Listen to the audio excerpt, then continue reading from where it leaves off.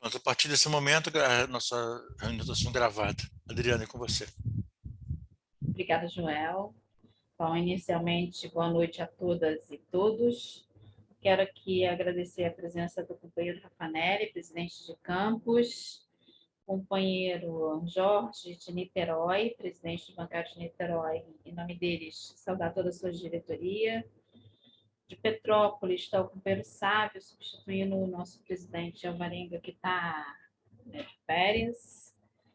O companheiro José Ferreira, que preside os sindicatos bancários do Rio. O companheiro Cláudio, de Teresópolis. Bom, e a doutora Maria Maeno, né? Já agradecendo aqui a disponibilidade dela. Vocês devem conhecer a doutora Maria Maeno, ela já faz um trabalho com a gente já tem muito tempo, né? Estuda a categoria bancária e eu acho que ela vai nos ajudar muito a refletir sobre a saúde dos bancários, né? Ou ausência de saúde, melhor dizendo.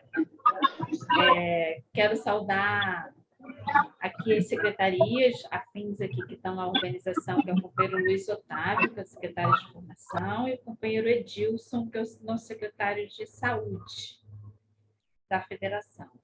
E saudar os secretários de saúde que estão aqui, que eu não sei o nome de todos, mas, enfim, de todos os sindicatos. Não consigo identificar que tem muita gente na sala, que bom, né? Temos já 75 pessoas no público, já superamos o nosso público anterior, Joel, estamos melhorando.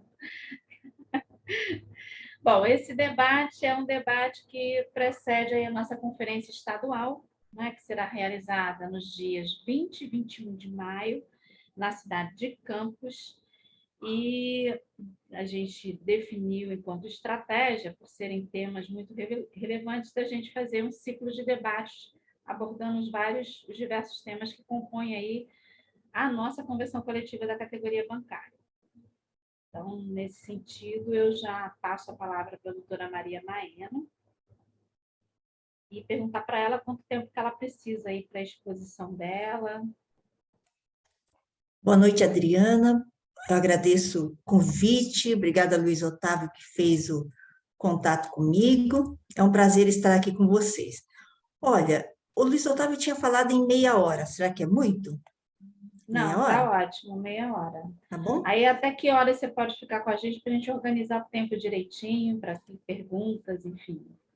Eu posso ficar até umas 8 e pouco, 8 e meia. Tá bom. Então vamos estabelecer Né? como teto 8h30, certo? Tá. Eu acho que dá, né? Sim, com certeza. Dá sim. Tá. Muito obrigada, então, gente. Vamos lá, então, porque todo mundo está com fome, né? Olha, eu organizei em itens, até para ser uma coisa mais fácil da gente discutir e tal, né? Bom, primeiro, eu coloquei um item que é sobre como é a nossa saúde. Todos nós aqui, nessa sala, nós sabemos que a ocorrência das doenças relacionadas ao trabalho, mas particularmente sua visibilidade social, são direta ou indiretamente relacionadas ao protagonismo das atividades econômicas no país. Quanto determinadas atividades são importantes para o país, para a economia do país, fruto do papel exercido pelo país na geopolítica e economia mundial, fruto das opções que os governos federais fazem ao longo do tempo. Exemplo, o agronegócio e o sistema financeiro fazem parte do coração da economia há décadas no Brasil, por exemplo, né? Então, as doenças que o agronegócio e o sistema financeiro produzem acabam repercutindo de alguma maneira, inclusive porque tem categorias organizadas que fazem essas doenças visíveis. Outro item também relacionado a essa questão. Depende também, a nossa doenças relacionadas ao trabalho, dependem também do modo de organização do processo produtivo dessas atividades econômicas. Dependem da força que os movimentos sociais, em especial o movimento sindical, têm em determinados momentos da história para mostrar ao restante da sociedade os problemas das condições de trabalho. E também depende do cenário político-social, no qual as instituições têm maior ou menor sensibilidade em ter políticas sociais mais acolhedoras aos trabalhadores. Nós tivemos já governos que foram mais sensíveis, resolveram o problema, mudaram muita coisa? Não, mas foram mais sensíveis para definir políticas sociais. Hoje, provavelmente, nós estamos no pior momento da história do país, né? Bom, item 2.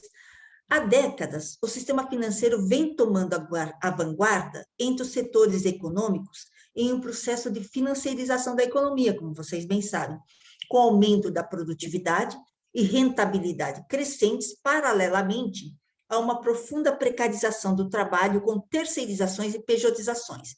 Esse processo não teve interrupção em nenhum momento ao longo do tempo. A vanguarda não quer dizer coisa boa, pelo contrário, é uma vanguarda no sentido da superexploração dos trabalhadores, né? Terceiro, o capital financeiro, então, ao longo do tempo, ao mesmo tempo em que ostenta lucratividade como nunca antes vista, faz os seus trabalhadores vítimas do enxugamento do setor, com enorme diminuição do número de trabalhadores, com o uso máximo da tecnologia, que, ao contrário do que é propagado, tem aumentado a dominação do capital sobre os trabalhadores, do ponto de vista objetivo como subjetivo, intensificando o trabalho e aumentando a carga física e psíquica. Qualquer bancário, se perguntado sobre as características do seu trabalho, vai destacar a pressão contínua para vendas e alcance de metas cada vez mais crescentes, exercida não só por gestores, mas impulsionada pelos recursos tecnológicos dos bancos, que são enormes, os mais avançados do mundo. Essas metas inalcançáveis, pela maioria das pessoas estabelecidas pelas empresas unilateralmente, provocam pressões em toda a hierarquia e fundamentam as avaliações de desempenho utilizadas para demissões ou discriminações e imposições de situações de humilhação, assédio moral e violência psíquica. Esse conjunto provoca sofrimento e adoecimento individual, familiar e social. Mas cada bancário tenta de tudo para atingir as metas, e cada um que consegue gira uma roda um pouco mais de aumento das metas e permite um passo a mais na direção do maior enxugamento. As operações tartarugas, que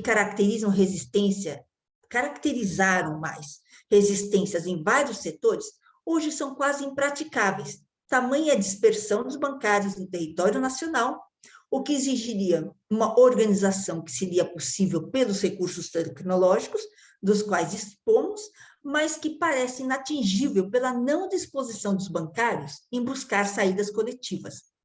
Também a incorporação das PLRs e outras bonificações nos ganhos dos bancários me parece um elemento de dificuldade para uma resistência do tipo operação tartaruga ou coisa similar. Assim como a perda ou diminuição de PLR em afastamentos, uma vez que na prática os bônus são contados pelos trabalhadores como salários.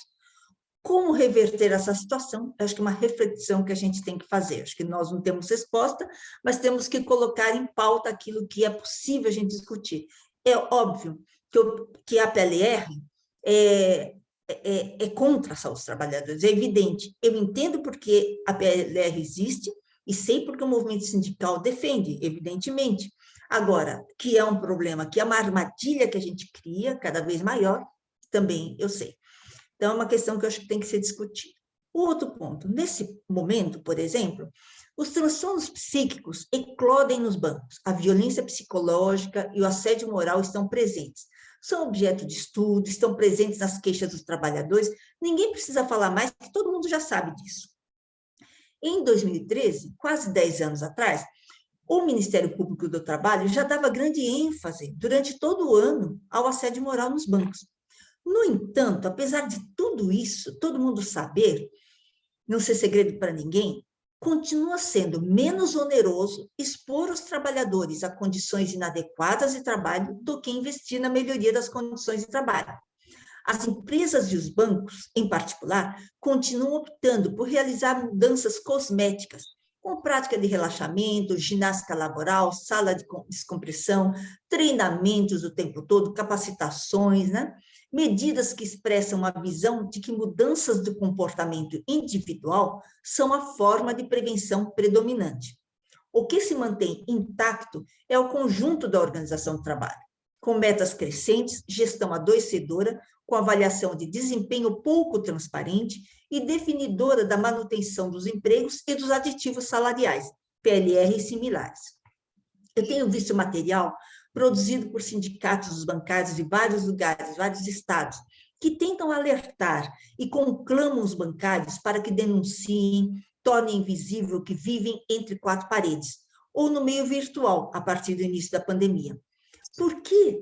A pergunta que a gente tem que se fazer, por que, apesar dessa situação, de todos sofrendo, ter um sofrimento visível e dos esforços do movimento sindical, não se consegue indignação que se transforme em organização? Da máscara, né? Porque nem seu cheiro ele sentiu, né? Achei bem legal isso, e não havia nem pensado nisso. Tem alguém com áudio aberto, Joel, tem que ficar atento aí para fechar. Desculpa, doutora Maria Maiana. Não, tudo bem. Então, como eu estava dizendo, por que, apesar dessa situação e dos esforços do movimento sindical, não se consegue indignação que se transforme em organização e luta para mudar a situação? Eu penso que uma das razões é que parte dos bancários passou a acreditar nos valores do neoliberalismo. Os bancários acreditam na meritocracia, que acaba levando ao individualismo e ao apagamento do sentimento de que ele pertence a um coletivo, ele não se sente mais num coletivo. Trata-se de uma alteração da subjetividade. O sentimento de pertencimento que fez sentido um dia passa a não fazer mais para os mais velhos.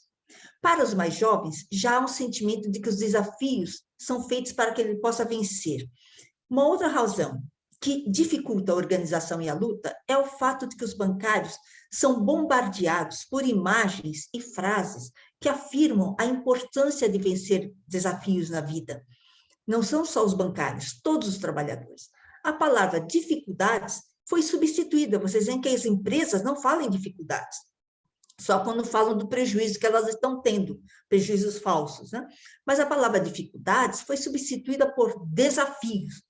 Enquanto, exemplo, quando um gerente vai falar de um produto qualquer a ser vendido, ele não diz, agora nós temos um produto mais difícil de ser vendido. Em vez disso, ele diz, agora temos um produto cuja venda é mais desafiadora. Ou temos mais um desafio a vencer. Os que não vencem os desafios são os pouco comprometidos com as empresas, são os que não têm metas na vida, são os destinados a perder e são os fracos, que se desanimam, ficam doentes.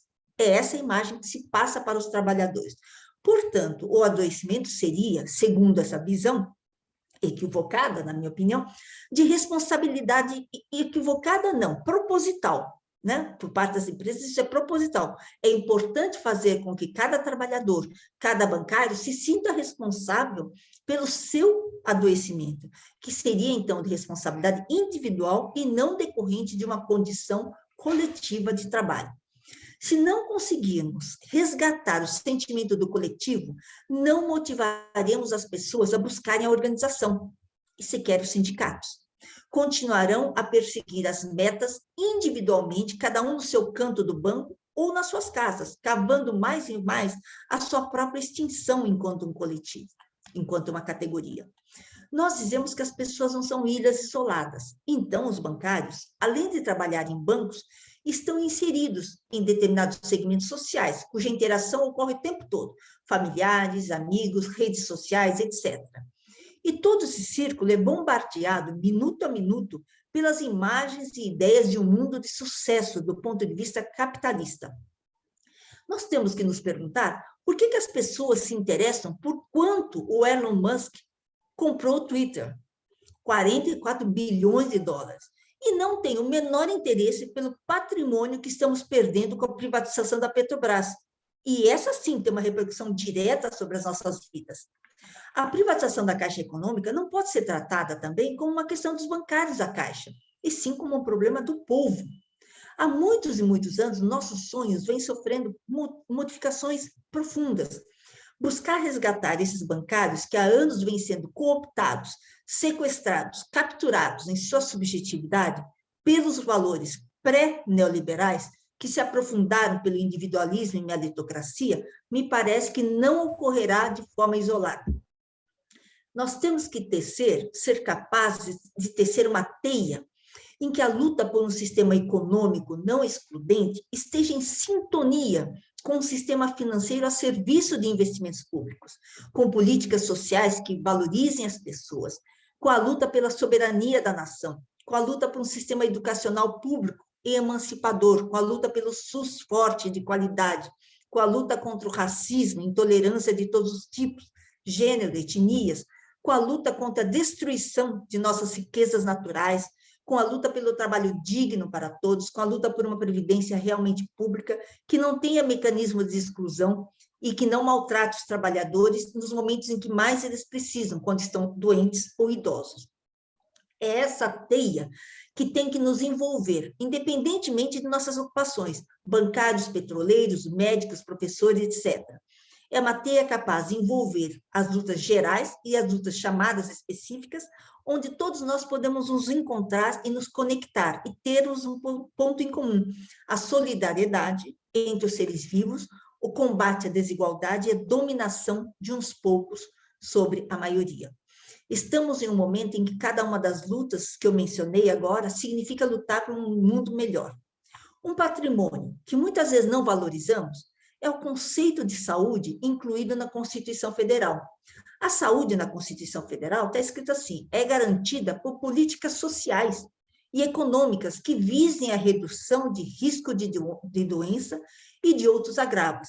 Esse artigo ele foi inspirado nos preceitos da reforma sanitária e não se restringe à saúde à existência do SUS ou a serviços de saúde, o que não é pouco. Mas o desafio da Constituição vai além. É de inserir a saúde das pessoas no modelo de desenvolvimento nacional, juntamente com a educação e a seguridade social, que de fato promova a melhoria das condições de vida das pessoas, com políticas públicas abrangendo adicionalmente alimentação, moradia, condições de trabalho, lazer, cultura, segurança e proteção à maternidade e à infância. O SUS está presente em toda a nossa vida, quando nós estamos bem e quando estamos mal. E mesmo achando que não dependemos dele, nós dependemos. Quando vamos a um restaurante ou bar e não comemos comida estragada, é a vigilância do SUS que funcionou. Quando se entra em local fechado e não tem gente fumando, é a vigilância sanitária, a responsável do SUS. Controle de focos de mosquito da dengue, da febre amarela em todos os lugares do país, é o SUS que faz. Quando alguém precisa de transfusão de sangue, é a vigilância do SUS, que garante a qualidade do sangue. Quando alguém precisa de um órgão, como coração, rins, pulmões, pâncreas, córnea, é o SUS que garante 96% dos transplantes no país. 96% dos transplantes no país são custeados pelo SUS. E quando tomamos algum medicamento, é a Anvisa do SUS que liberou a medicação e garante a qualidade. Nós conseguimos vacinar agora, pela Covid, o país todo, ainda insuficiente, mas o país todo, graças ao SUS. Então, é preciso correr para o SUS, para a gente conseguir, de fato, correr para que o SUS ofereça a integralidade do cuidado e possa atrair os bancários e outros trabalhadores com maior grau de organização a engrossarem a luta, que é de todos. E, nesse sentido, eu acho que é fundamental o movimento sindical participar da Conferência de Saúde Livre, Democrática e Popular pela Vida, pela Frente pela Vida, organizada pelo Conselho Nacional de Saúde, Abraço, o SEBS, e que vai ocorrer no dia 5 de agosto. Até lá, pretende-se que milhões de pessoas se entusiasmem pela energia de uma marcha, pela quebra do teto de gastos públicos, pela defesa do SUS público, pelo aumento de recursos para o SUS, e que seu fluxo seja direcionado, seu fluxo financeiro seja direcionado ao componente público e não privado, como vem acontecendo. Pelo aprimoramento do SUS, que permita que a classe média se livre dos planos de saúde. E a defesa do SUS, portanto, é condição necessária para um projeto de nação soberana, solidária, altiva, igualitária e voltada para o bem-estar. Então, me parece que a pergunta que eu acho que a gente tem que se fazer é como é que o movimento sindical pode se engajar com o seu núcleo duro nesta luta. O outro ponto é sobre a visibilidade. Veja, fruto do processo de precarização do trabalho que vem desde a década de 90, principalmente, de uma forma mais aprofundada, nós tivemos a eclosão das lesões por esforços repetitivos ou distúrbios ossomusculares relacionados ao trabalho naquela época. A gente estava até conversando um pouco antes com o Joel, né, sobre isso. Os casos de Ler-Dort já existiam antes, mas aumentaram estrondosamente por conta da intensificação do trabalho, proporcionada pelo enxugamento do contingente de trabalhadores e pelo incremento de tecnologia utilizada pelos bancos. Os casos aumentaram tanto que os convênios naquela época e os médicos de trabalho não conseguiram mais ocultar os bancários adoecidos. Esses bancários e bancárias procuraram sindicatos na época e os serviços públicos. Vamos nos lembrar que o SUS havia sido criado pouco antes, em 88, e havia um florescimento de vários núcleos de saúde trabalhadora em todo o país. Eu fiz parte do programa de saúde dos trabalhadores da Zona Norte, que foi um dos programas pioneiros do país, né, no município de São Paulo, criado antes da Constituição, em 86, e era ligado à Secretaria de Estado da Saúde. E nós tivemos um papel muito ativo no processo de legitimar as queixas de saúde que os trabalhadores tinham. Eles tinham dores, e antes dessas dores receber a denominação de Ler-Dort, era somente tendinite. Então, a tendinite cura logo, todo mundo sabe. Só que essas dores eram diferentes, e essa denominação Ler-Dort foi um movimento sindical integrado com os profissionais de saúde espalhados pelo país que conseguiram cunhar, então, Ler-Dort. Hoje todo mundo sabe que é Ler-Dort, mas não existia antes, né? Não existia na denominação, e é importante que as coisas sejam denominadas para poder ser combatidas. As dores estavam escondidas nos SESMITs e convênios de saúde, e não tinham nome, como eu falei, né? Porque o SESMIT e os convênios falavam que isso era fraqueza de cada um, era fraqueza do trabalhador, como se o problema fosse individual, das características de cada um. Com a procura dos trabalhadores por ajuda externa à empresa, com a luta do movimento sindical e dos profissionais de saúde pública, as dores e tendinites passaram, então, a se chamar Ler-Dort e são reconhecidas pelo Ministério da Saúde e da Previdência Social há várias décadas. Os congressos médicos de ortopedia, de especialistas em endocrônica, de cirurgiões de mão, de fisiatras, de especialistas em imagem, que nunca tinham incluído as doenças dos trabalhadores em suas pautas, passaram a incluir as Ler-Dort. E os trabalhadores, então, puderam adentrar esses meios técnicos restritos dos médicos e de outros profissionais de saúde.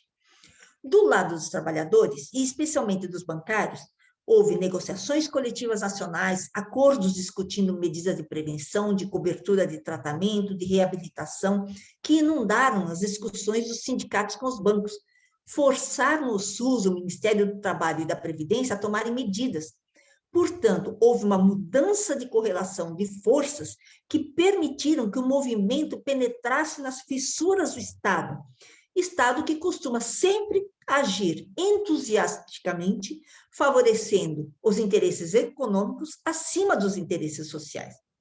Sindicalistas eram convidados para reuniões clínicas, eventos técnicos, para falar das dores dos trabalhadores. Resultado, houve mudanças em imobiliário, sobretudo em bancos, ações importantes, mas insuficientes, pois a organização do trabalho continuou a mesma ou até piorou. Mas ficou consagrado que o bancário pode ter Ler-Dort, que é muito comum o bancário ter Ler-Dort, como uma condição coletiva. Então, a visibilidade que conseguimos dar aos problemas das Ler-Dort refletiu-se nas estatísticas do INSS e no reconhecimento de que a categoria bancária tem o risco grande de ter Ler-Dort. Esse período da história recente, na minha opinião, tem que ser revisitado por todos nós, porque eu acho que foi quando o mundo do trabalho real chegou às universidades, aos órgãos de pesquisa, ao poder público, como nunca antes havia chegado. Chegou às estatísticas do INSS. Os problemas de saúde ultrapassaram as quatro paredes dos bancos e deram um chapéu nos SESMITs contratados para escondê-los. 6. gostaria de resgatar o que eu falei dos SESMITs agora e da dobradinha médico do trabalho e convênio. Assim como no caso da ZERDOT, o médico do trabalho tem um papel muito claro de controlar a capacidade de resistência e a durabilidade dos trabalhadores para se manterem produtivos no processo de reprodução do capital financeiro. Um livro emblemático, com um título emblemático, resume isso: Corpos para o Capital. A norma regulamentadora 4 estabelece o SESMIT e a norma regulamentadora 7 normatiza a contratação do médico pela empresa. Os trabalhadores são submetidos a exames admissionais para que haja uma boa triagem de trabalhadores a serem contratados. Na época das LERDOT, havia médicos que defendiam a ideia de fazer ultrassom das articulações para ver quem tinha propensão a ter LERDOT e excluir esses trabalhadores do ingresso, da admissão. Isso não foi para frente porque havia custo e também porque não era efetivo. Não é possível prever quem vai ter problemas musculoesqueléticos ou não. Nos exames periódicos, o trabalhador que diz estar com problema de saúde entra para a mira da empresa. E aquele que esconde os problemas, por medo que isso chegue aos ouvidos da empresa, ao ser demitido, sem que nunca tenha se queixado para o médico da empresa, poderá ser questionado do porquê nunca ter se queixado. Quando eu estudei laudos periciais, verifiquei que existem nas entrelinhas manifestações suspeitas sobre quem somente ao ser demitido se revela doente. Por exemplo, no demissional. Trata-se de verdade de ficar entre a cruz e a espada, ou entre a espada e a parede. O médico do trabalho, contratado pela empresa, usa o seu diploma para trabalhar para a empresa, contra o trabalhador. Vejam a resolução do Conselho Federal de Medicina, agora, de 5 de agosto de 2021. Diz o seguinte: o médico do trabalho pode discordar dos termos de atestado médico emitido por outro médico, desde que justifique a discordância. Para quem ele justifica a discordância? Para ninguém. Não existe isso. Mas está escrito lá, só que não é cumprido. O médico do trabalho, ao ser solicitado pelo médico assistente do trabalhador, deverá produzir relatório com descrição dos riscos ocupacionais da organização do trabalho e entregá-lo ao trabalhador ou ao seu responsável em um envelope lacrado, endereçado ao médico solicitante de forma confidencial. O médico do trabalho, portanto, tem o direito de lacrar uma informação que é do trabalhador para entregar para o médico assistente.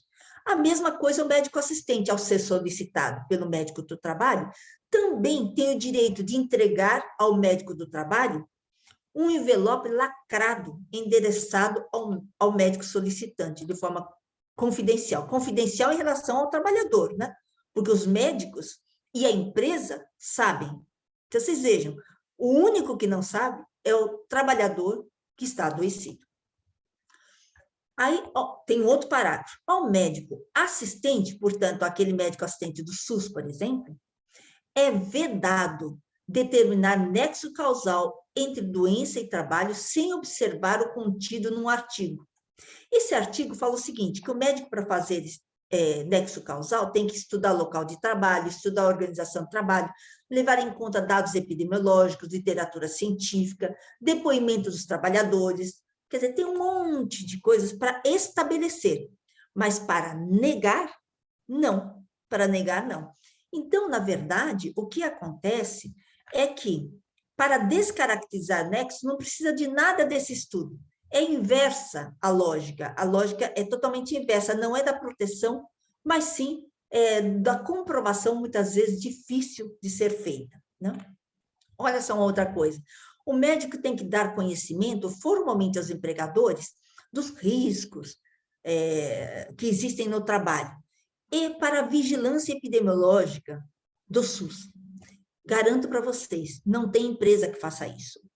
Notificar formalmente os agravos de notificação compulsória ao órgão competente do SUS, quando suspeitar que exista alguma doença relacionada ao trabalho. Garanto para vocês, as estatísticas mostram que não tem empresa que faça essa notificação de jeito algum. Né?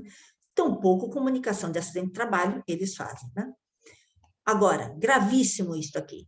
Em sua peça de contestação do nexo ao perito médico da Previdência, então, quando o trabalhador vai lá e diz que está com uma doença relacionada ao trabalho, o médico do trabalho pode entregar, para defender a empresa, Programa de Prevenção de Riscos Ambientais, o PPRA, o PCMSO, que é o Programa de Controle Médico de Saúde Ocupacional, o perfil profissiográfico previdenciário, comunicação de acidente de trabalho que ele não emite, laudo técnico, programa de gerenciamento de riscos, programa de análise ergonômica do trabalho, tudo, né? Bom, em qual documento desses existe a participação do sindicato ou do trabalhador? Em nenhum desses documentos, nenhum. São todos documentos autodeclaratórios. Portanto, as empresas vão produzindo, com a ajuda do médico e do engenheiro, provas contra o trabalhador sem a participação do trabalhador, né? E era pior, essa resolução era pior, porque antes o médico podia pegar dados do prontuário do paciente e entregar para a Previdência Social para contestar o nexo causal. Isso foi retirado judicialmente depois de uma ação civil pública do Ministério Público do Trabalho, né? Bem, então, eu acho que há elementos de sobra para dizer, e tem outro artigo que diz que o médico de empresa pode atuar como assistente técnico da empresa, né? Então, defendendo a empresa. Eu acho que há prova suficiente para dizer o médico do trabalho da empresa é contratado para ajudar a empresa a viabilizar a exclusão de trabalhadores que a empresa não quer. O cotidiano nas empresas e nos bancos em particular, mais essas resoluções, portanto, levam a afirmar que os médicos do trabalho não podem continuar a ter o poder que têm de descaracterizar as marcas que o trabalho deixa nos trabalhadores, acreditando ao destino, ou porque Deus quis, o sofrimento e muitas sequelas. São eles que podem desconsiderar atestados, deixam de emitir CAT, auxiliam as empresas a excluir os indesejáveis. Os adoecimentos dos trabalhadores, grande parte provocados pelas empresas, são objeto de discriminação e demissão, como vocês sabem. E os médicos contratados pelos bancos ajudam a construir o cenário que isenta as empresas da responsabilidade. Portanto, nos processos, todos esses documentos criados pela empresa serão utilizados contra o trabalhador. Em geral, os trabalhadores que têm seus direitos reconhecidos é porque recorreram aos sindicatos, aos Cereces do SUS ou ao judiciário. Escaparam dessa dominação que tem como pilares a empresa, o SESNET e, com frequência, os convênios. Assim, me parece que o movimento sindical teria que traçar sua linha de atuação em todas as frentes, incluindo as de negociação, de comunicação, levando em conta todos esses aspectos. O item 7. Durante a pandemia, as empresas se recusaram a formar comandos únicos com os sindicatos, para ter planos de ações para conter a Covid entre seus trabalhadores. Não se investiu em ventilação e renovação do ar nos ambientes de trabalho. As máscaras PFF2 e N95 foram fornecidas tardiamente. Os casos de Covid ocupacionais não foram reconhecidos, não foram notificados nem ao Ministério da Saúde e nem à Previdência Social. E as empresas que fizeram testagens em massa não apresentaram resultados ao poder público, à vigilância epidemiológica e sanitária e nem aos sindicatos. Mais uma vez, as empresas coletaram material do corpo do trabalhador e usaram resultados de exame ao seu bel prazer. E agora que tudo é tratado como se estivéssemos livres da pandemia, temos que reforçar, continuar pautando a melhoria da ventilação e da instalação de mecanismos de renovação do ar, que é importante, com ou sem pandemia. Temos que continuar lutando pela transparência e pela democratização das relações de trabalho, e isso requer envolvimento da sociedade. Temos sequelas da Covid, mesmo em pessoas que tiveram doença leve, como todos sabem, que necessitam de acompanhamento e reabilitação em todos os níveis. Alguns têm sequelas leves, mas outros têm sequelas que necessitam de reabilitação específica, como as neurológicas. Temos que ter um SUS com investimento público de verdade para que ele consiga desenvolver ações e ter serviços que deem conta das suas atribuições previstas na Constituição Federal, incluindo a atribuição de se contrapor ao capital no ocultamento dos males provocados no exercício do trabalho, que hoje tem sido feita tímida e ainda incipientemente pela Renasce e Cereces. Os convênios jamais farão isso, pois seu compromisso é com as empresas que as contratam e visam lucro. A Covid ocupacional, portanto, eu acho que é uma outra batalha que nós temos pela frente para todos os trabalhadores que trabalharam presencialmente. Finalmente, o item 8, que é o último item, no teletrabalho, o movimento sindical acertadamente negociou o trabalho remoto. Entrevistas que nós temos feito com os bancários mostram as difíceis situações vividas por eles e que vêm sendo amplamente divulgadas. Móveis inadequados, falta de local adequado para trabalhar, gastos adicionais, mas, sobretudo, a pressão e a cobrança de metas na pandemia, que nada mais foi do que o de sempre, metas acima de tudo. E aí eu chamo a atenção para um artigo da CLT, o artigo 75E, que diz que o empregador deverá instruir os empregados de maneira expressa e ostensiva quanto às precauções a tomar a fim de evitar doenças e acidentes do trabalho. E o empregado deve assinar esse termo de responsabilidade. Esse artigo é para isentar as empresas da responsabilidade pelos adoecimentos.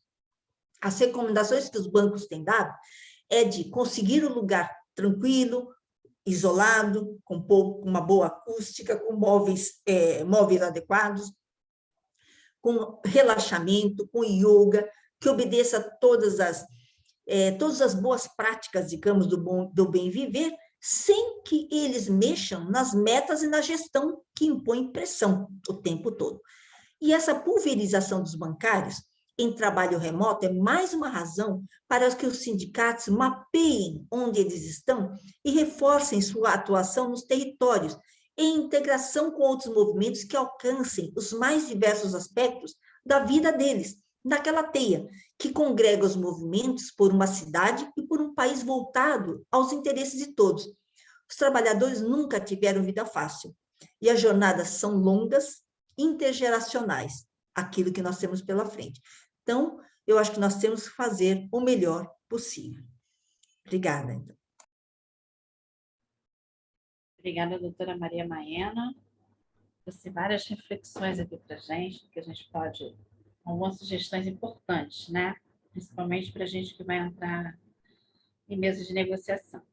Então, nós temos, a princípio, são 19h47. Aí nós temos o companheiro Jaci e, posteriormente, o companheiro Joel inscritos. Então, estão abertas aí as inscrições para quem quiser fazer perguntas, esclarecimentos, tá bom? Adriana, boa noite. Desculpa incomodar. A Miriam de Niterói está pedindo para autorização para entrar na sala. Não está tendo autorização.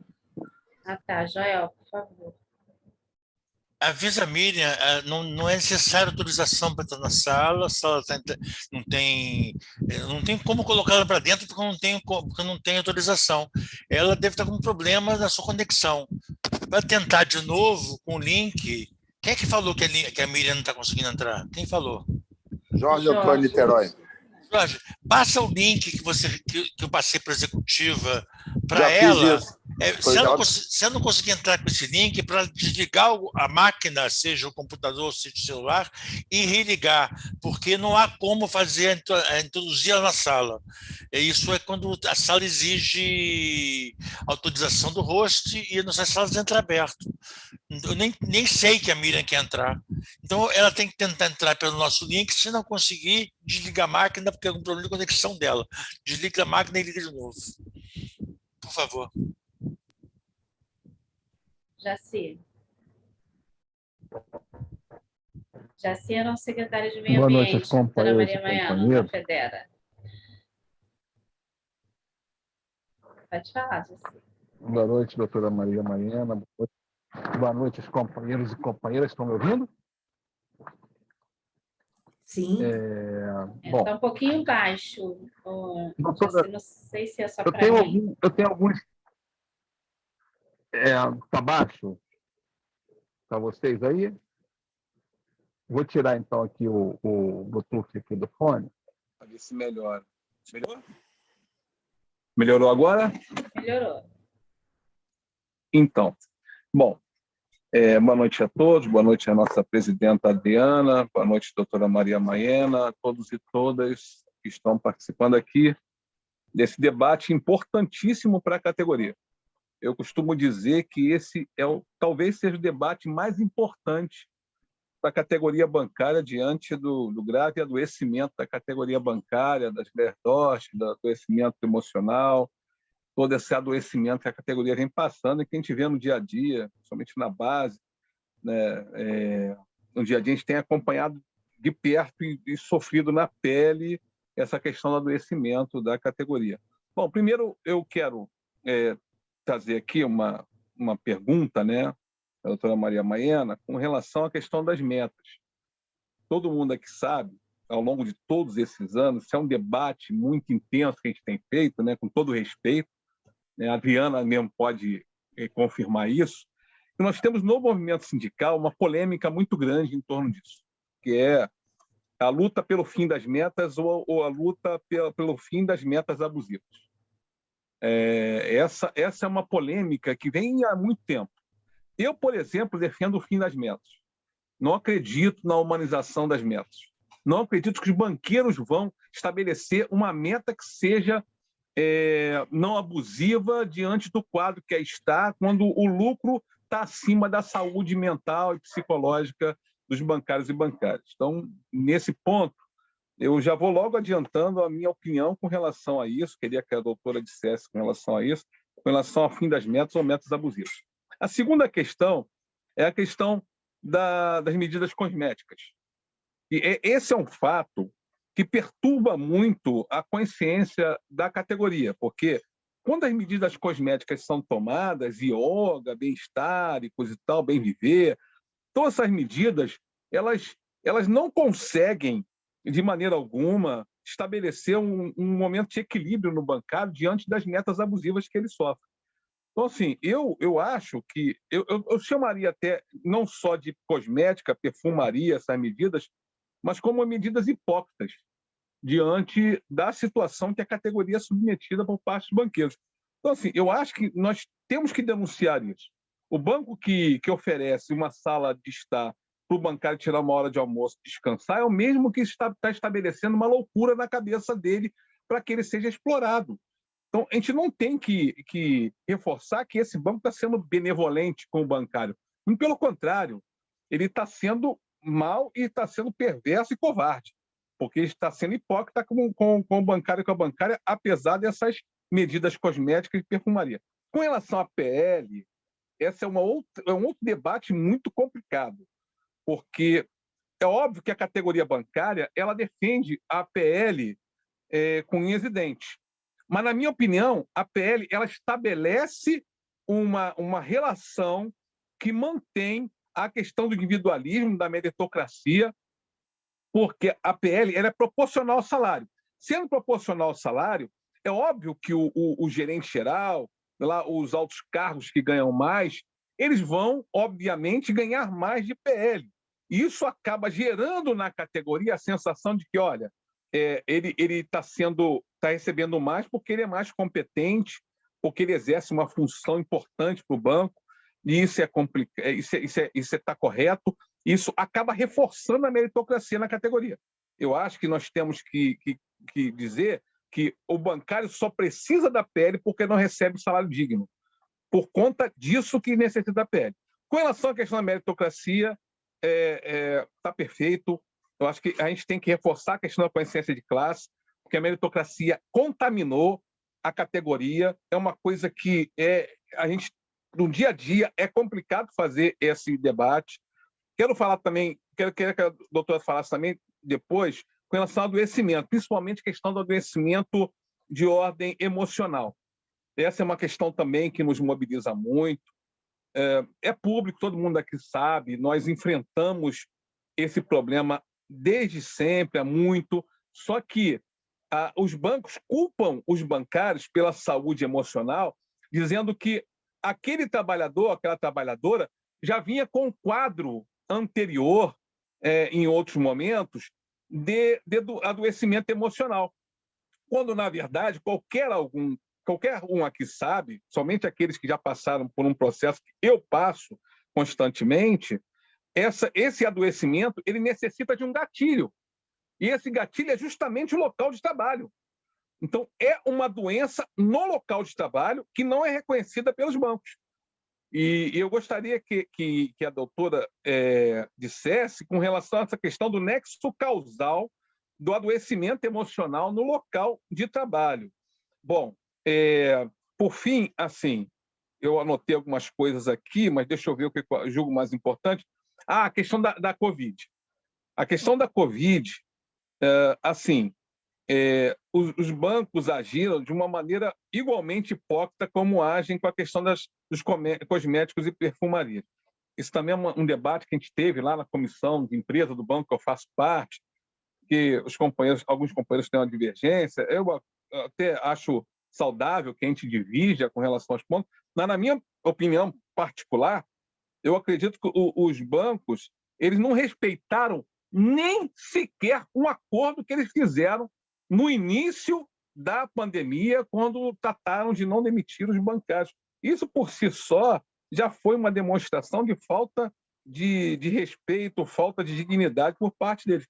E, assim, a questão das máscaras, doutora, no Bradesco, no banco que eu faço parte, N95, PFF2, momento algum foi distribuído, pelo menos na agência que eu trabalho, e pelo que eu sei, nas outras agências também não. Então, assim, distribuíram máscaras de pano e coisa e tal, fizeram o que quiseram, não colocaram acrílico separando o bancário do cliente, enfim. E a questão das sequelas, infelizmente, lamentavelmente, mesmo que leves e coisa e tal, eu faço aqui um relato particular de que venho enfrentando isso e não é nada fácil. Não é nada fácil porque é difícil diante do quadro que a gente vive hoje, diante dessa situação toda, e existe, por parte dos bancos, uma negativa com relação a essas sequelas da Covid, o que é uma questão que a gente vai ter que enfrentar nessa negociação desse ano. A gente não pode aceitar essa forma como tratam a questão da Covid. Desculpa, gente, ter me alongado tanto, é que esse assunto é um assunto que me mobiliza muito, eu quase que eu até pedi para o pessoal da saúde para participar junto com eles da construção disso aqui. Só que, infelizmente, a gente está muito atarefado no local de trabalho e tudo, e não ia dar para abraçar também essa tarefa. Um beijo no coração de todos, companheiros. Vamos juntos nessa campanha, vai ser difícil, mas a gente pode e a gente consegue. A luta, companheiros. Obrigado, Jacir. Antes de passar a palavra para o Joel, queria só fazer uma referência aqui ao vice-presidente da Federa, que eu acabei esquecendo de citar, que é o companheiro Júlio. Presidente do Sindicato Bancário Sul-Fluminense. Desculpa, Júlio, eu acabei esquecendo aqui no início. Joel. Antes da minha intervenção, informar que a sala chegou a 100 participantes, que é inédito nas nossas reuniões virtuais, e que é o limite da nossa assinatura do Zoom. Então, as pessoas que não estão conseguindo entrar é porque chegou o limite da sala, eu lamento profundamente. Eu tinha planejado aumentar esse limite, fazer um upgrade, pagar mais, né? Para os encontros, a conferência, mas a realidade está mostrando, é até bom isso, mas por um lado ruim, porque as pessoas não estão conseguindo participar, a experiência está mostrando que precisamos fazer logo. Então, assim, amanhã mesmo vou fazer esse upgrade da nossa assinatura.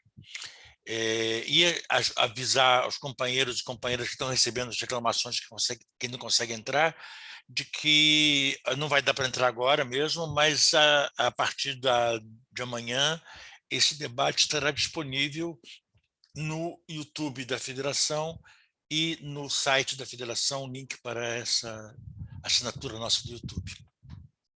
Bom, eu queria agradecer, doutora Maria Maeno, não só pela qualidade de sua exposição, mas por me lembrar e me fazer relembrar aquela luta dos anos 80, principalmente, para reconhecimento do Ler-Dort como doença ocupacional, da qual participei, tem um pequeno grãozinho ali meu nesse trabalho.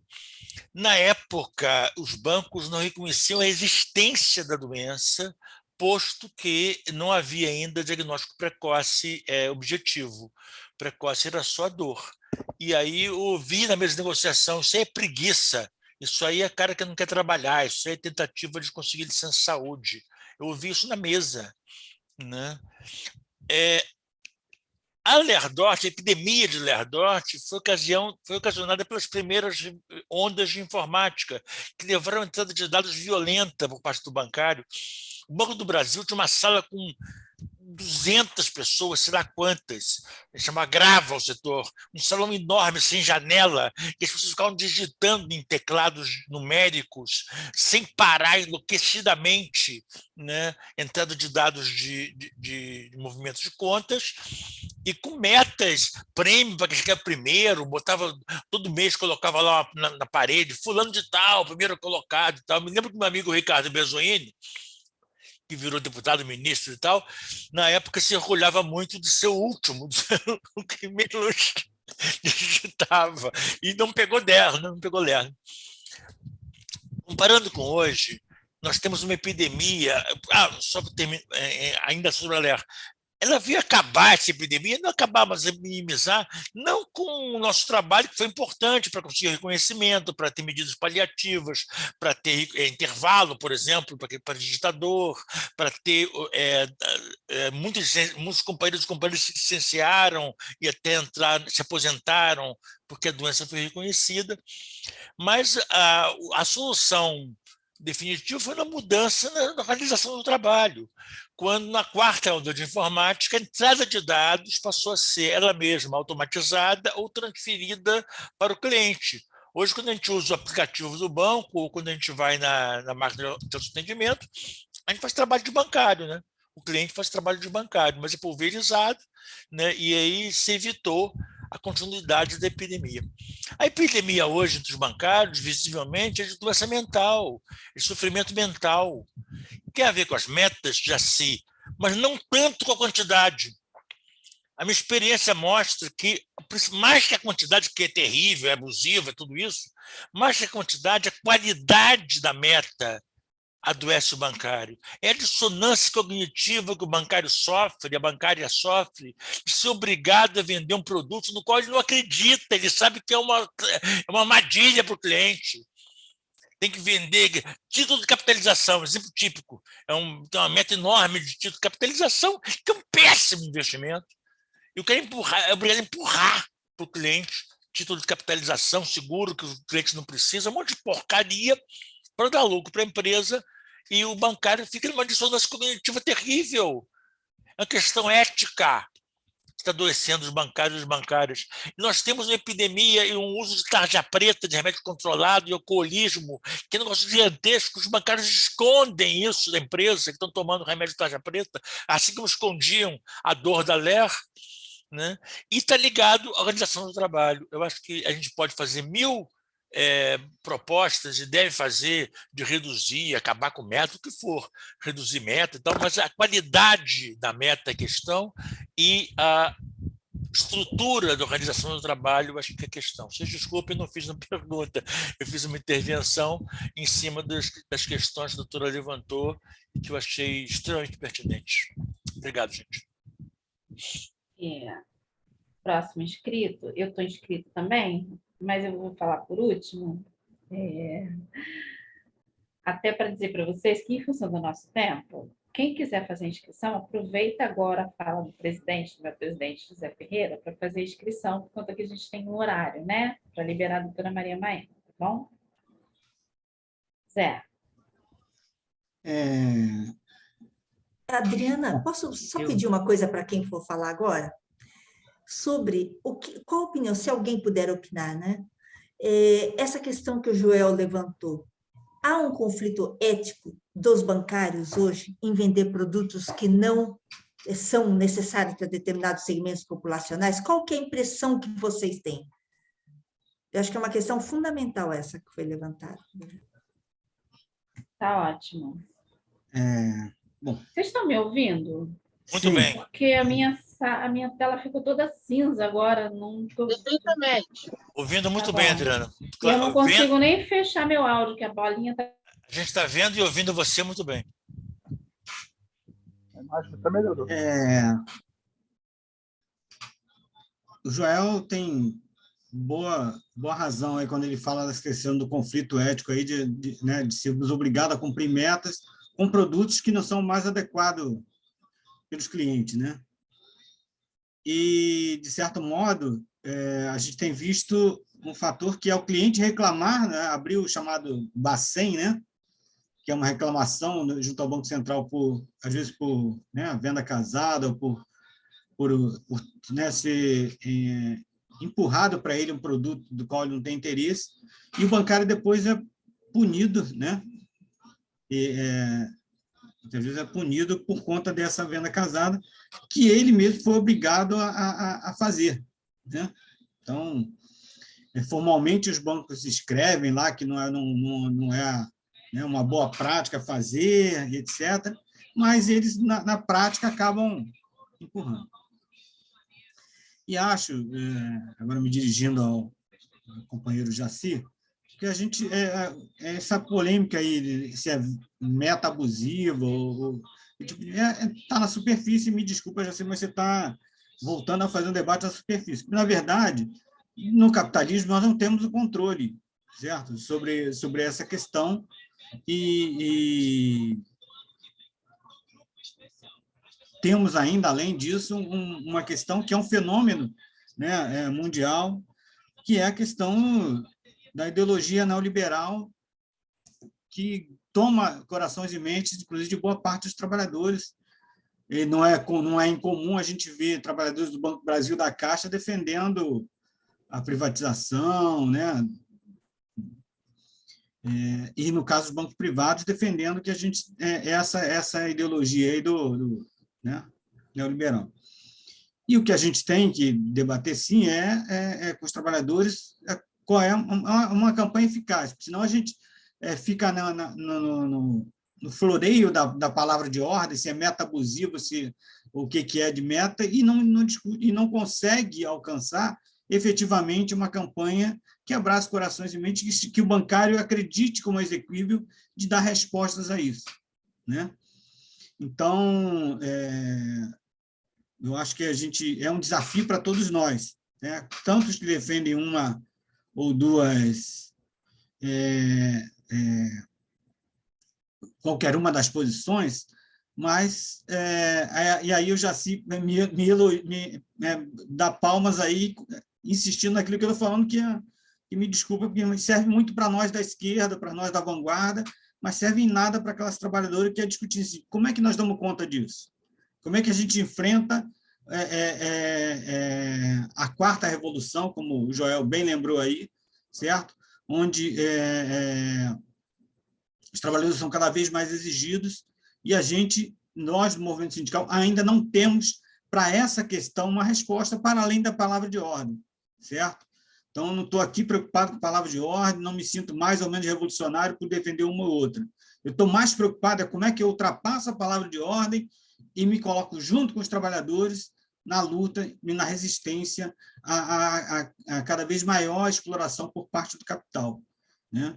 E aí, se a gente olhar só para os bancários, a gente pode acabar, e isso não é desprezar a luta da nossa categoria, mas é olhar como um todo a forma com que tem atuado o capitalismo, né? Porque essa questão das metas, a gente vê quando entra numa loja de departamento, uma Renner, C&A, lá, né? O cara, você vai lá para comprar uma roupa e a primeira abordagem que se tem, né, é a pessoa te perguntando se você calça X ou veste Y, se você quer um cartão de crédito, ou se você quer um seguro, ou se você quer isso ou quer aquilo. Então, isso mostra como a pressão capitalista, e a gente precisa, aí, para encerrar, né, a gente precisa eleger um governo que nos busque, né, um maior equilíbrio nessa luta entre capital e trabalho, né, porque nesse governo que está aí, tem sido tudo pró-empresariado e nada para o trabalhador. Obrigado. Obrigada, Zé. Eu estou no celular, gente, fica mais difícil para mim, porque o meu computador deu um bom aqui, não consegui.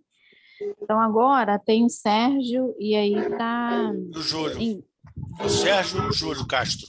Tá, Sérgio, Júlio Castro e eu, por fim. e a gente está encerrando as inscrições para poder passar a palavra para a doutora Maria Maena, tá bom? E respondam ao questionamento que a doutora Maria Maena fez, né? Ela fez uma pergunta para a gente, né? Vocês acham que o bancário se sente culpado por vender algo que ele não acredita? Acho que é mais ou menos isso que ela quer.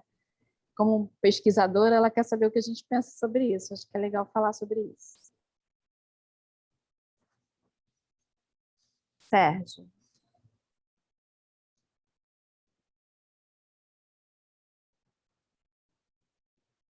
Sérgio?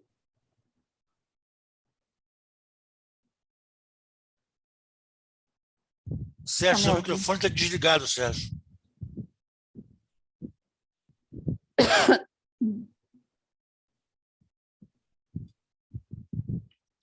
Sérgio Menezes, por favor, acione o microfone, a gente não está te ouvindo. Boa noite, estão me ouvindo agora? Agora sim. Boa, beleza, valeu. Obrigado.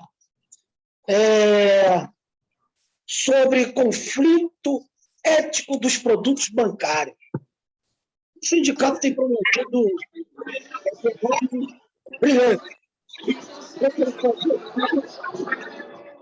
Talvez pudesse ser levado até para a nossa Conferência Nacional, de convidar o companheiro Eduardo Moreira, que foi um grande executivo do mercado financeiro, do BTG Pactual, que hoje em dia milita, está nas nossas trincheiras de luta.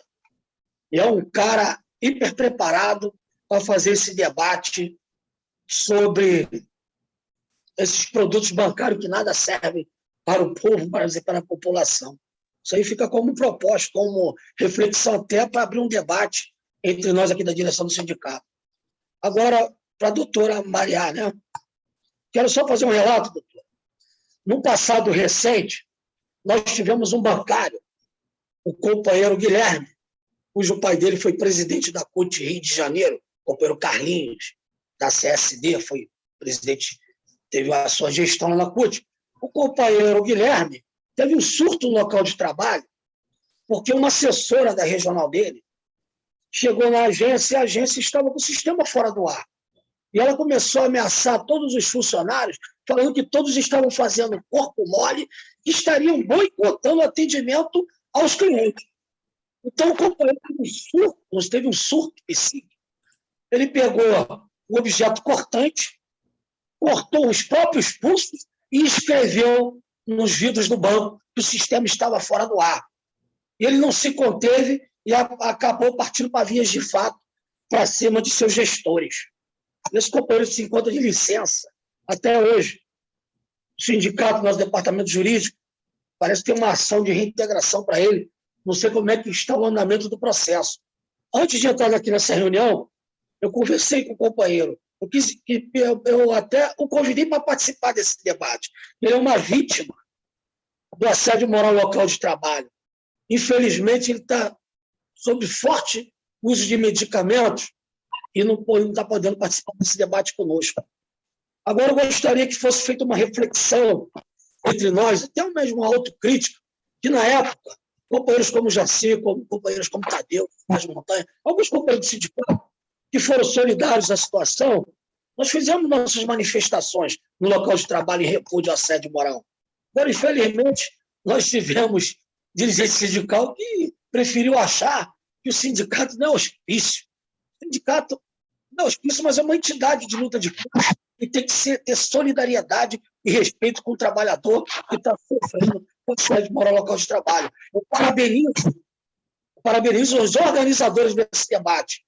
Esse debate sirva de reflexão para aqueles que ainda mantêm o pensamento equivocado de que o sindicato não é hospício.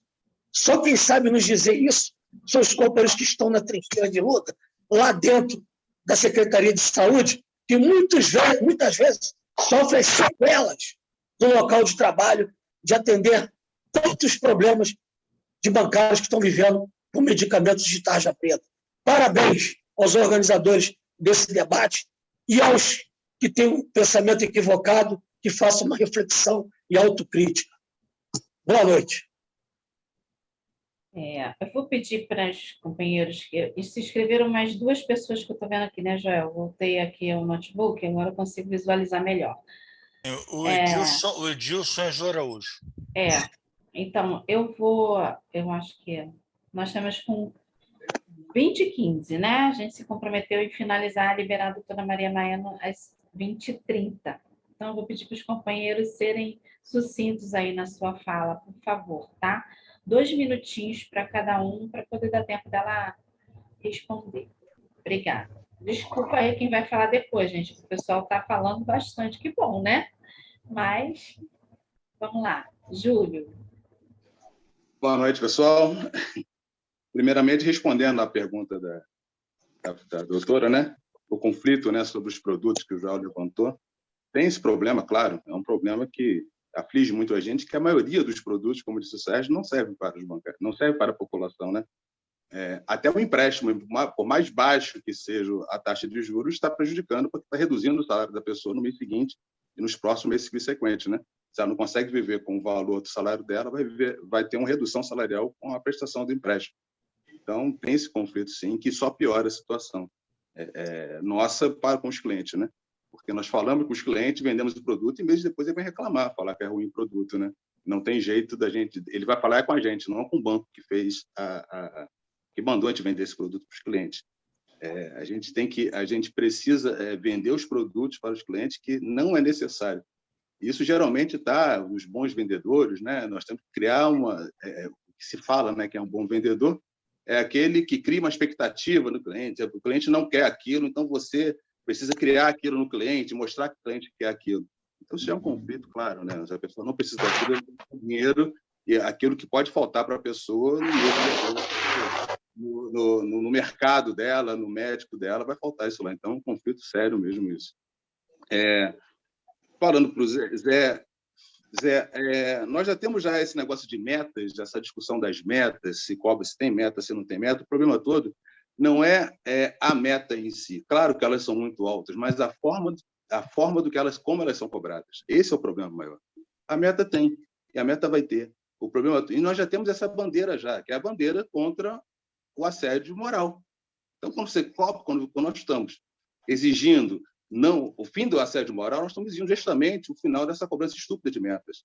E quando coloca essa meta, por qualquer for que seja a meta, por mínima que seja a meta, ela vai ser um problema de adoecimento dos bancários, porque a forma que ela é feita, essa cobrança, é muito cruel, é muito despreparada. Né? Eu estava rodando na agência hoje aí, eu vi até 2 meses atrás como é que é o WhatsApp o tempo todo, coloridinho, e bota vermelho quem está ruim, amarelo quem está mais ou menos, e tem que fazer no final do mês. Quando quem faz a agência no final do mês, coisa terrível que é, as pessoas todas desesperadas querendo fechar lá. Então, a forma de adoecimento não é a meta em si, é a forma de como ela é cobrada. E isso sim que causa maiores problemas. Porque meta sempre vai ter, como o Zé Ferreira sempre vai ter, e é necessário ter. Agora, a forma, nós temos nossa meta na nossa vida, e a gente não faz isso com a gente, né? Então, a forma que a cobrança das metas que é o problema maior, que nos adoece o tempo todo. Nós trabalhamos, os bancários são serviço essencial, né? Mas os banqueiros não lutaram em nada para dar a vacinação a gente, não ligaram em nada, como foi relatado aqui, as máscaras. Nós ficamos na linha de frente lá, como qualquer outro profissional do serviço essencial, e não tivemos máscara, não tivemos nenhuma proteção, não tivemos nem a vacina. A gente teve que lutar. E quando saiu a vacina para os bancários, já tinha a maioria dos bancários sendo vacinados. Então, isso é um fator de adoecimento, sim. Tá? Só isso, Adriana. Obrigado. Adriana, eu vou avisar o Edilson e a Jo quando chegar aos 2 minutos, tá? Tá. Edilson. Edilson é o nosso secretário de saúde. Edilson. Opa, peraí, deixa eu só... boa noite, né? Boa noite a todos e a todas. Boa noite a doutora Maria Maiano, né? No meu caso também, o que eu estou fazendo aqui era mais uma pergunta, né, doutora Maria, em cima das dificuldades que o trabalhador passa hoje. Hoje o trabalhador ele tem a sua dificuldade na questão de conseguir seus benefícios, né? A dificuldade é grande hoje, pelas negativas, né, dessas questões.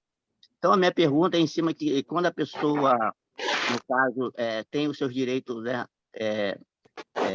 não visto pelos órgãos, ela é obrigada a procurar. Oi.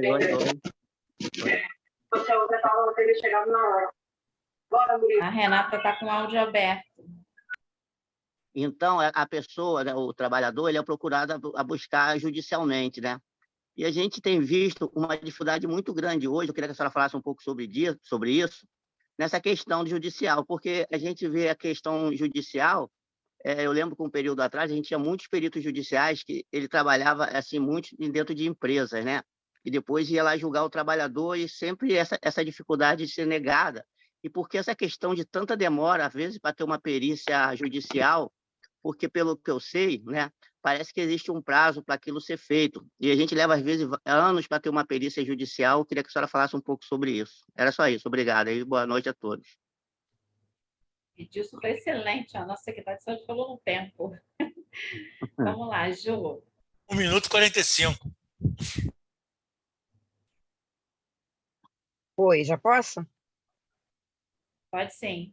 Oi, boa noite, gente. Então, eu só me inscrevi mesmo porque a doutora Maria Maiano, ela fez aquela colocação dizendo que, perguntando se os bancários teriam conflito, né, ético devido a produtos, né, que eles vendem para os clientes, para os consumidores. Então, assim, eu só quero citar um fato de que, fazendo meu trabalho de base aqui na Zona Oeste do Rio de Janeiro, eu entrando nas agências bancárias para distribuir jornal, então havia uma funcionária do Bradesco que estava oferecendo na hora um produto para um cliente, e ele estava assim, não, mas... E ela insistindo, e aí, assim, eu fingi que não percebia, porque ali esse não é meu papel, mas eu entreguei, distribuí o jornal, saí, e aí ela falou assim, Jô, depois eu preciso falar com você. Eu falei, ok.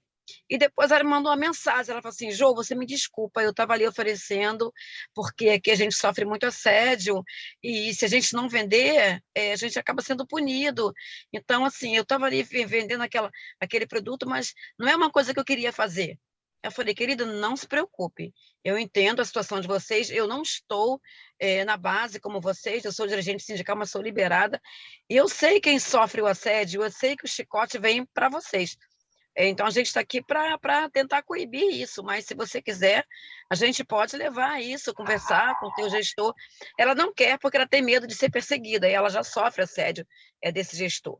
Então, é isso, mas nitidamente, assim, muito claramente, ela ficou muito envergonhada, e depois veio se justificar para mim, através de uma mensagem, depois, quando eu fui na agência, ela voltou a falar comigo. Então, é só para deixar registrado aqui esse fato. Alguns têm conflito, sim, de ético, alguns não, mas, lamentavelmente, é isso que acontece. E, no mais, parabenizar a palestra, mais uma vez, a doutora Maria Maiano, por suas excelentes colocações. Está muito bacana. Bom, agora sou eu a última. Vou procurar falar em 2 minutos e aí acaba, porque eu acho que as coisas se repetiram, né, doutora Maria Maiano? Aqui a gente tem dirigentes sindicais na sala, né? Acho que refletir e pensar sobre o futuro é isso que a gente está fazendo aqui, né? Que realidade é essa que a gente vivencia e como é que a gente pode transformar essa realidade para melhorar a vida, né, daqueles a quem a gente representa, mas não somente isso. Acho que para o conjunto de trabalhadores. Acho que está tudo interligado, na verdade. A doutora Maria Maiano falou e o Zé repetiu, bom, eu fiquei por último, vou acabar repetindo um pouquinho disso, porque eu acho que é isso, né? O neoliberalismo é um projeto de disputa ideológica. É um projeto de disputa ideológica que tem como princípio, tá certo, fundamental, a divisão e o individualismo. E tem como objetivo destruir, tá certo, qualquer entidade ou movimento social que construa lutas coletivas. A gente precisa entender isso. E, infelizmente, a gente está perdendo essa batalha, né? O neoliberalismo ele está sendo introjetado na cabeça das pessoas já há muito tempo, né? Desde a década de 90, no nosso país, ele chegou um pouco atrasado, né? Porque aqui nos países vizinhos ele já existia, no Chile, por exemplo, países da América do Sul, países da Europa, já existia esse modelo, que é um modelo de submissão, né? desconstrução das lutas coletivas, que prima pelo individualismo. É assim, ó, você pode, você é capaz, você sozinho, tá certo? Você não precisa de ninguém, é você. Você é responsável pelo seu sucesso ou pelo seu fracasso. Esse é o projeto do Disputa, certo? É um projeto que coloca nos seus ombros, tá certo? Uma culpa. Então, os trabalhadores se sentem estigmatizados quando eles não conseguem alcançar, por exemplo, um objetivo, uma meta. Ele não consegue, ele se sente estigmatizado e, por isso, ele não vai buscar cuidar da sua saúde, que é o seu bem mais precioso. Ele deixa de lado a sua saúde, tá certo? Para cumprir os objetivos da empresa, porque ele depende daquele emprego ali, certo? Então, eu acho que a gente precisa refletir sobre, assim, aonde que está, tá certo? O nó da questão, né? Qual é o ponto central desse debate? E o ponto central é esse, tá certo? Não à toa, né? Tá lá na reforma trabalhista a possibilidade do acordo individual. Por que isso, gente? Para que isso? É para destruir os sindicatos, né?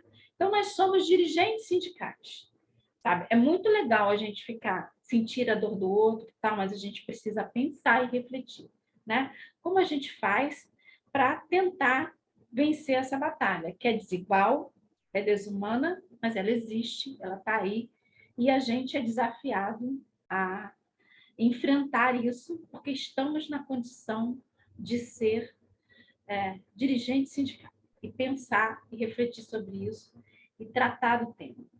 Então, queria só fazer essa reflexão, porque é isso, né? Porque acaba que a gente fica sofrendo a dor do outro e a gente sofre mesmo, mas só sofrer não vai adiantar, viu, gente? A gente tem que pensar como a gente faz para mudar essa realidade. Para finalizar, doutora Maria Maiana, eu queria falar uma coisa, né? Agora a gente tem o desafio do home office. Eu queria que você falasse um pouquinho sobre isso, né?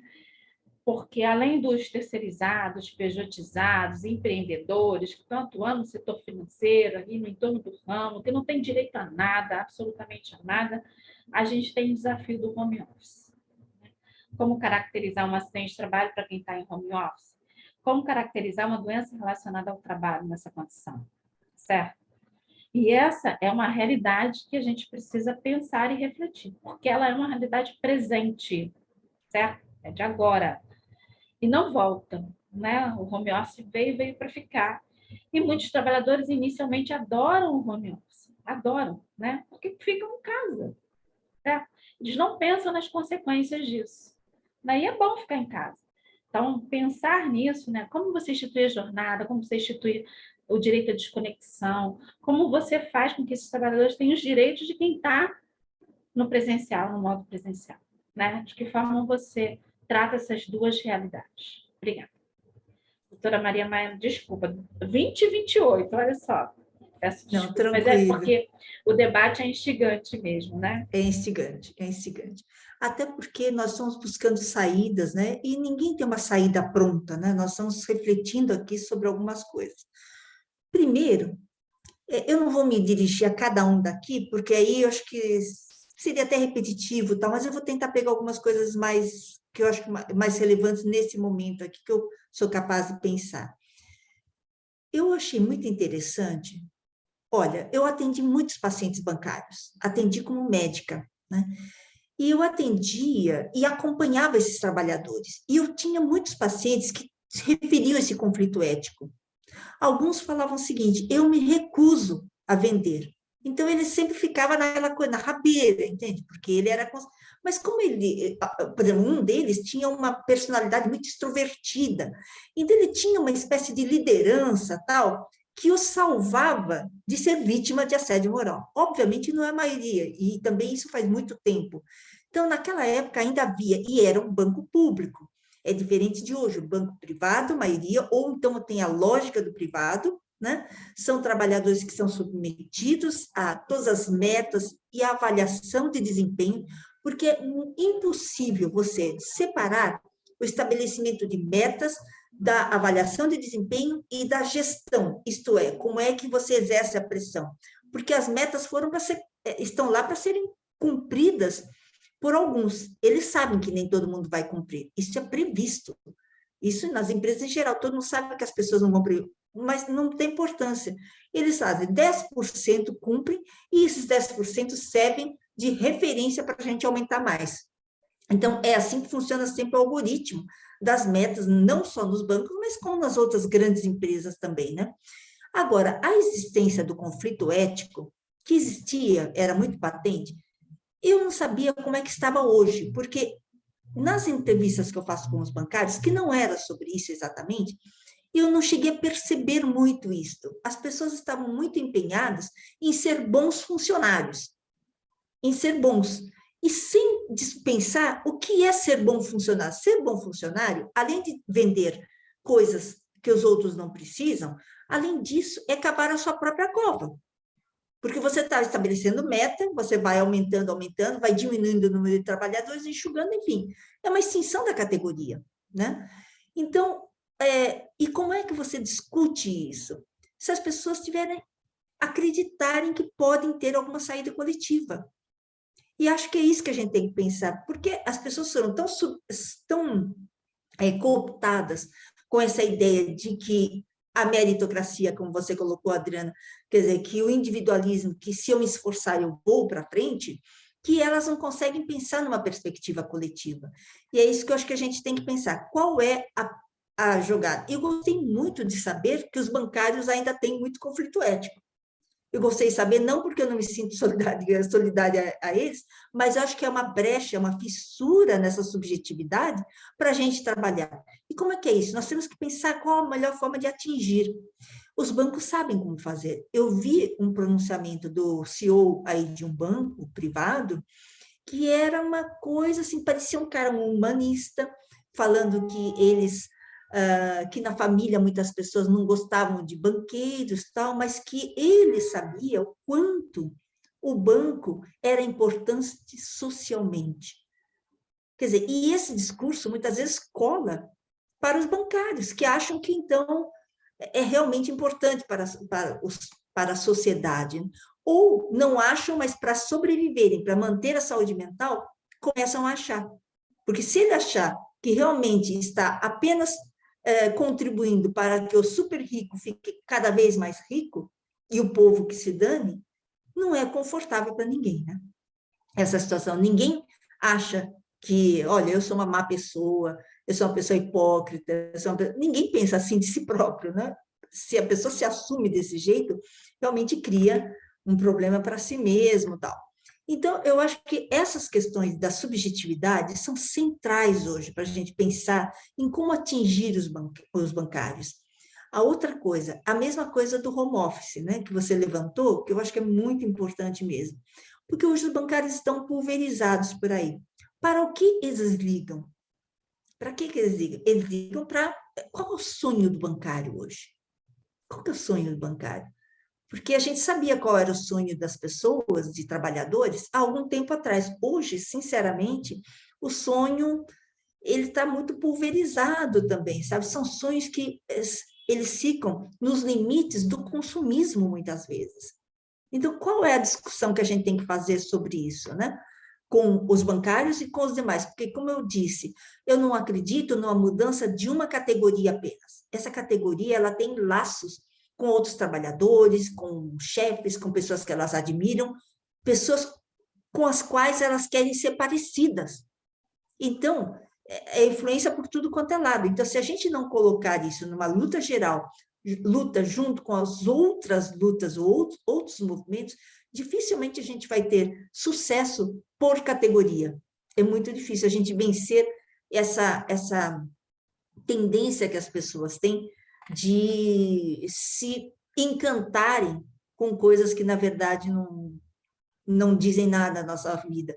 Essa pandemia, muitos achavam que essa pandemia mostraria para a gente que nação rica é aquela em que o povo anda de metrô, é aquela que o povo anda de transporte público, que tem transporte público a qualquer, que anda a pé, né? E não de carro, no seu carrão do ano, tal. Muitas pessoas achavam que as pessoas iam mudar, mas durante a pandemia nós já vimos, alguém já levantou isso, os bancos demitiram as pessoas. Não houve reação nenhuma, demitiram e pronto, né? E, então, eu acho que essa hipocrisia que foi levantada pelo Jaci, por outros também, essa hipocrisia é uma coisa que permeia, de fato, todas as relações de trabalho, né? Então, vamos fazer o Google, né? Como tem alguns bancos aí, com o pessoal de TI, Google, não sei o quê. São sonhos que estão em cima de um mundo em que o consumo, em que as questões materiais prevalecem sobre os valores, né, do que é importante realmente para a vida, né? Então, acho que se a gente não discutir essas questões, a gente não tem saída. Em relação à PL, eu entendo perfeitamente por que o movimento sindical, mas isso faz parte também, isso faz parte do projeto do capitalismo nesta fase, em que as pessoas não têm salário, ou têm salário cada vez menor, e, basicamente, elas ganham PLR, PL, né, que vocês estão falando, produtividade dos lucros. Então, isso é uma coisa que faz parte também do sistema. Como substituir isso pela velha luta do aumento de salário? Se as pessoas nem acham que tem que ter salário, muitas vezes. Nem acham que tem que ter salário. Né? E eu me lembro dessa coisa eu me lembrei agora também dessa coisa do acolhimento também que o Sérgio Mendes levantou, né? Qual o caráter do sindicato? O sindicato tem que estar presente na vida de todas as pessoas. Dos bancários, tem que estar presente em todos os momentos. Não é só quando ele pode pagar a sua inscrição lá, né? A filiação sindical. Acho que tem que pensar nos bancários como categoria. Então, eu me lembro que na época das Verdote surgiram dezenas, centenas de associações de portadores de ideia no país inteiro. O movimento sindical teve dificuldade de acolher essas associações. Não sei exatamente por quê, mas teve dificuldade. Mas muitos sindicatos acolheram. Então, eu acho que tem que acolher. Eu acho que é fundamental que, se a gente fala em solidariedade, nós temos que praticar essa solidariedade como dirigentes sindicais, como profissionais de saúde, etc. Né? Então, eu acho isso. E, e sobre o home office, eu acho que é uma questão muito difícil. Eu acho que o artigo 75E, que é saudado por juristas até, como uma medida interessante. Na minha opinião, se fosse uma medida interessante, não estaria na reforma trabalhista. Porque a reforma trabalhista não trouxe nada de bom, nada. Então, por que este ponto seria positivo? 75E fala que a empresa vai orientar os trabalhadores a como se comportar para não adoecer. E se o bancário, ele assina, ele está dizendo, eu estou ciente do que eu devo fazer e vou fazer. Então, se ele adoecer, é porque ele não fez aquilo que tinha que fazer. Quer dizer, mais uma vez, coloca sobre os ombros do bancário, sobre os ombros do trabalhador, a responsabilidade pela manutenção da sua saúde. Então, na minha opinião, a reforma trabalhista deveria ser derrubada como um todo, mas esse ponto é um ponto que eu acho que é contra o trabalhador em home office. E acho também que, como eles estão pulverizados, os trabalhadores estão pulverizados, eu acho que é possível hoje você fazer controle de jornada de trabalho. É possível, mas junto com porque isso tecnologicamente é fácil. Agora, junto com o controle da jornada de trabalho, é fundamental que se discuta as metas.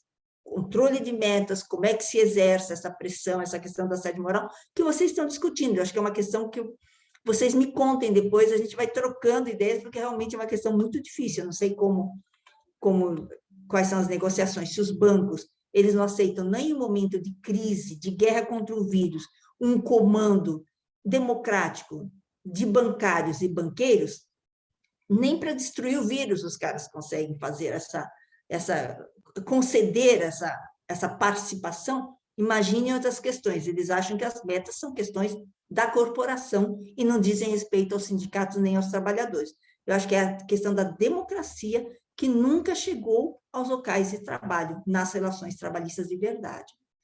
Então, assim, eu não consigo... isso é uma última pergunta que foi do Edilson, né, que ele falou dos peritos judiciais. Olha só, essa coisa é a seguinte, a dificuldade do trabalhador de acessar benefícios. Também isso faz parte do sistema, porque o sistema da Previdência Social está sendo cada vez mais voltado a ter um enxugamento de pessoas que eles acolhem, que o sistema acolhe.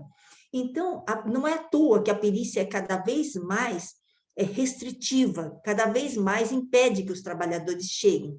O fato de você não ter, das pessoas não conseguirem acessar a previdência fisicamente e somente pelo sistema, vocês não imaginam como isso dificulta o acesso aos benefícios, não dos bancários, porque os bancários lidam bem com o sistema informatizado.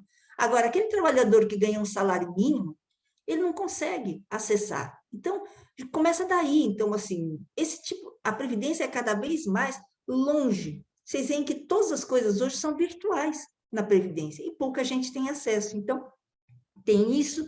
Os peritos, não precisa ninguém dizer para eles restringirem, porque o modelo de incapacidade que eles têm é um modelo de incapacidade chamado biomédico, quer dizer, só leva em conta se o trabalhador tem depressão ou não. Depressão cura em 3 meses ou 2 meses. Quer dizer, depende de uma série de coisas. Tem depressão que, de fato, tem curta duração, e tem depressões que prolongam durante anos. Tem gente que fica a vida toda com depressão. Não incapacitada, muitas vezes, mas tem depressão. Então, assim, tudo isso merece uma discussão, e é uma disputa que existe de quais são os critérios de avaliação de incapacidade, quais são os critérios de avaliação de nexo causal. E eu tenho a impressão que nós temos que nos valer cada vez mais do Sistema Único de Saúde, que vai atender as pessoas. Muitos desses bancários serão demitidos e vão depender exclusivamente do SUS. Então, eu acho que a gente tem que ir caminhando para a defesa do Sistema Único de Saúde, que um país rico é aquele que as pessoas não dependem de plano de saúde. A gente se livrar do plano de saúde e ter o atendimento que tem que ter, de qualidade e tal. Agora, enquanto as categorias mais organizadas não defenderem isso, o SUS vai ficar de SUS para pobre, que é o desejo do capital. Então, desculpa, eu acho que eu não consegui responder tudo, assim, ou dar minha opinião sobre tudo, mas eu aprendi bastante aqui também. Fui anotando aqui as coisas. Muito obrigada, viu? Nós também aprendemos muito, doutora Maria Maiana. Bom, queria só... Adriana, só uma coisa, deixa eu só falar uma coisinha. Sabe uma coisa que eu acho que a gente tem que tomar cuidado? Alguém falou aí das palavras que são usadas, né? Eu acho isso muito importante, sabia? Muito emblemático. Quando a gente tem... Eu mesmo usei a palavra CEO, né? CEO, que é CEO, e a gente acaba falando CEO. Mas, por exemplo, colaborador, que todo mundo sabe, né? Que é uma palavra que é nefasta para a gente, né? O que é o colaborador? Né? Não é o trabalhador, mas perdemos, então, essa palavra. Desafiador, então, os desafios sempre, a vida é um desafio constante e tal. Então, aquela coisa, quer dizer, eles vão nos embolando com isso. Né? E isso pega muito a juventude, pega muito, principalmente os jovens, porque os mais antigos, eles têm um parâmetro, uma referência até aquilo que é ético. E os jovens, a ética dos jovens, qual vai ser? Se eles nasceram num mundo que já não pensa em valores, né, de solidariedade ou coisa do tipo. Então, a gente tem que ir para a raiz, senão a gente não consegue mudar, na minha opinião. Desculpa. Perfeito. A doutora fez, acho que a gente aprendeu muito hoje também. Queria aproveitar a presença da doutora Maria Maiana e pedir para as pessoas abrirem a câmera para a gente tirar uma foto assim, para colocar no nosso site, né? Ficar bonitinho com as câmeras abertas. Aí fica bonitinho, né? Vamos ver se está todo mundo atento, doutora Maria Maiana. Nessa hora que a gente pega, entendeu? Eu peço para que todo mundo fique, que eu vou tirar de todas as telas. Tem 4 telas, então, por favor, vocês aguardem um pouquinho, tá? Então, todo mundo pode ir abrindo as câmeras, que eu vou começar... Desliga a câmera e vai jantar, Adriana. Espera aí, vamos lá.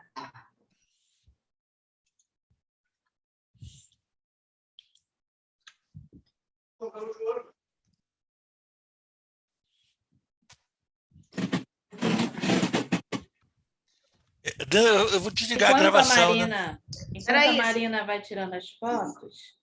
vou para a segunda tela. Vou agradecendo aqui, né? Tá. Primeiro a todas as dirigentes e dirigentes...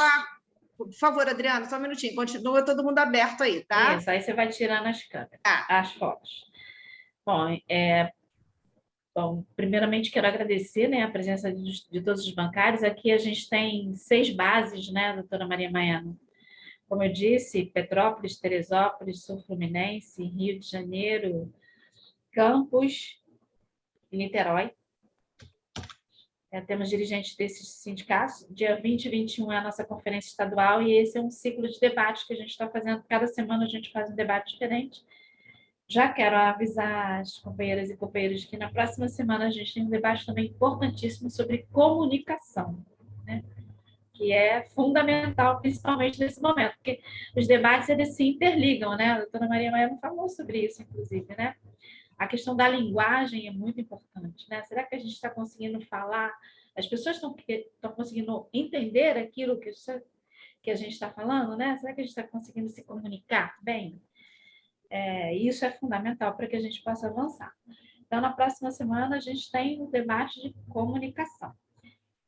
Quero muito agradecer a presença da doutora Maria Maiano, pedir desculpa, passou um pouquinho, 15 minutinhos, né? A gente tinha combinado até 8h30, mas, assim, foi excelente o debate, tem todo mundo aqui no chat dizendo que foi excelente, dando os parabéns, e agradecendo também a doutora aí pela brilhante participação entre nós, excelente a sua exposição, e acho que é isso, né? A gente não tem resposta para tudo, mas a gente está aprendendo, né? Uma hora a gente chega lá, tem que acreditar. Eu sempre digo, acreditar sempre, desistir jamais. É isso mesmo. E cada vez que a gente chega num lugar, tem mais para frente. A gente tem que ir chegando, vai chegar sempre. A vida é assim, né? A vida é assim. Muito obrigada, viu, Adriana? Obrigada a todos aí pelas questões muito instigantes colocadas. Agradeço demais, né? E bom congresso aí para vocês, né? Bom encontro. Obrigada, doutora Maria Mané. Muito obrigada. Boa noite, pessoal. Tá, gente. Então, boa noite a todas e todos. Boa noite, noite, obrigado. Está encerrando aqui a nossa Boa noite. Boa noite. Fora Bolsonaro! Boa noite. Boa noite. Fora Bolsonaro! Boa noite a todos.